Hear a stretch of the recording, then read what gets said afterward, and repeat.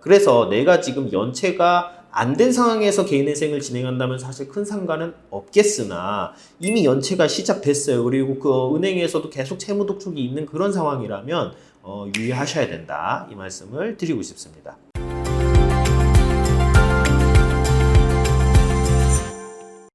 안녕하세요. 개인회생 길잡이 김은찬 변호사입니다. 오늘은 개인회생 절차 진행할 때 꼭 주의해야 되는 점, 절대 실수를 하면 안 되는 점들에 대해서 한번 정리를 해볼까 합니다. 첫 번째는요, 이제 그 채권사, 금융기관의 계좌로 돈을 받는 경우입니다. 이거는 사실 많이들 알려져 있고 잘 알고 계실 것 같은데요. 그래도 이제 한번 설명을 드리면, 예를 들어서 제가 우리은행에 계좌가 있어요. 그리고 보통 이제 우리은행 계좌 쓰게 되면은 우리은행에서 대출도 잘 받거든요. 그래서 이제 우리은행에서 대출도 받았어요. 그렇게 해서 계속 생활하는데 결론적으로는 이 대출금 채무를 내가 갚기가 어렵습니다. 그러면은 이제 우리은행과 이제 나와의 관계에서 놓고 보면 어떤 관계가 법적으로 성립을 하냐면요. 저희는 우리은행에다가 이걸 얘기했어요. 예금에 들어있는 돈 갖고 와. 예금을 출금할 수 있는 권리가 있는 거죠. 그리고 우리은행은 저한테 이런 권리가 있죠. 너 대출금 갚아. 대출금 반환 청구권이 있어요. 서로 돈을 달라고 요구할 수 있는 권리가 지금 있는 상황인 건데, 예금 계좌에 돈이 없을 때는 큰 문제가 없겠지만 돈이 있어요. 그럼 내가 이제 예금을 달라고 할 수 있는 권리가 있고, 은행 입장에서 대출금 갚으라고 할 수 있는 권리가 있으니까 은행 입장에서 야, 너 그 예금에 있는 거 그냥 내가 가져갈게. 이렇게 우리 퉁치자라고 이야기를 하게 되고, 이거를 법적으로 상계라고 해요. 그래서 상계 처리를 할 수 있기 때문에 내가 그 개인회생을 준비를 하는 데 있어서, 더군다나 이제 그 대출 채무도 연체가 시작되는 시점에서는 그 계좌로 돈을 받는 게 굉장히 조금은 위험하다. 그러면 대표적으로 뭐 월급이 들어온다든가 보험금이 들어온다든가 혹은 전세 보증금이 들어온다든가, 이런 거는 금융기관에서 상계 처리를 해볼 수가 있다, 이렇게 보시면 될 것 같고요. 그러면은 이거 계속 못 쓰나요? 그렇지는 않고, 개인회생 절차 이제 진행을 하게 되면은 저희가 중지금지명령을 받게 되죠. 이제 그때부터는 금지명령에 따라서 상계를 할 수가 없어요, 채권자가. 그렇기 때문에 그때는 이제 은행이 상계를 못하는 거예요. 하지만 그 전에, 금지명령 전에는 은행이 상계 처리를 할 수가 있게 됩니다. 그래서 내가 지금 연체가 안 된 상황에서 개인회생을 진행한다면 사실 큰 상관은 없겠으나 이미 연체가 시작됐어요. 그리고 그 은행에서도 계속 채무 독촉이 있는 그런 상황이라면 유의하셔야 된다, 이 말씀을 드리고 싶습니다. 두 번째는요, 이제 채권 누락하는 경우예요.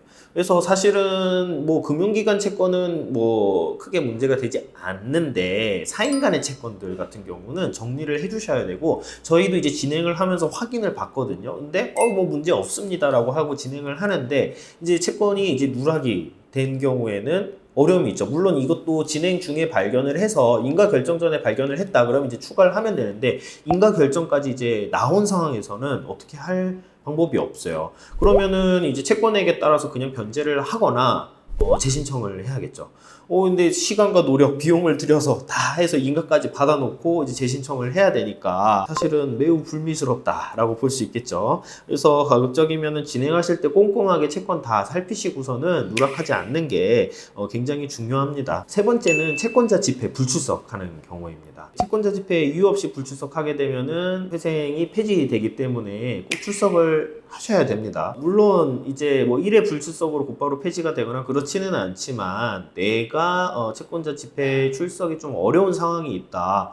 예를 들어서 나 지금 교통사고 나서 거동이 안 되고 뭐 당연히 못 가는 거잖아요. 그런 거는 이제 그거는 못 간다고 말을 해야지 못 가는 거를 아는 거지, 그냥 말 안 하고 안 가면 그게 이제 불출석인 거거든요. 그래서 통상적으로 내가 좀 사정이 있고 지금 참석이 어려울 때는요, 연기 신청서를 이제 제출을 하시는 게 이제 통상적인 관례다, 이렇게 보시면 될 것 같고, 채권자 집회는 제가 다른 영상에서도 소개를 해드렸는데 그렇게 어렵고 부담스러운 절차가 아닙니다. 그냥 가시면 형식적으로 금방 끝나는 절차이기 때문에 꼭 참석하셨으면 좋겠고요. 참석을 하셔야만 합니다. 네 번째는 개시결정에 따라 납부할 변제금을 미리 준비해 두시는 건데요.